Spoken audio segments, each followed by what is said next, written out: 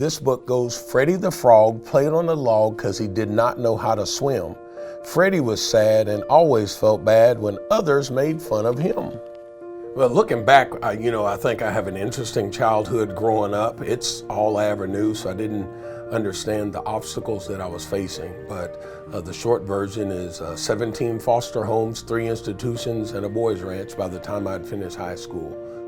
That childhood included instances of abuse, complicated family relationships, and at one point, an escape on foot from Perry to Stillwater. But through it all, Alton noticed when people around him would stand up and lighten his load, and he developed a passion for doing the same for others. To me, it's quite rewarding that if you just see somebody stand up a little bit taller because you spent 5 seconds checking on them and making sure that they're okay. To me, I think I'm hardwired to do that. Having convinced myself that I wasn't worth saving, I could not understand why my teacher would try to help me.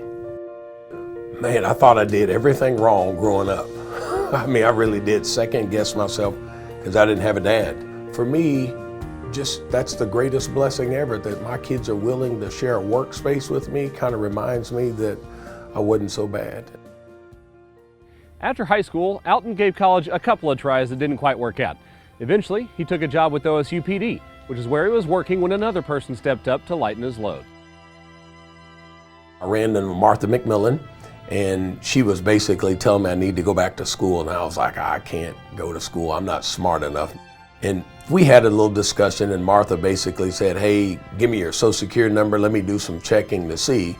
And next time I ran into her, honestly, this lady had enrolled me in 12 hours of college. She just said, hey, my office, so she took me. Next time when I ran into her, she showed me where her office is at, and she said, back here's a desk. You can come sit in this desk anytime you want, and if you need help, I'll help you.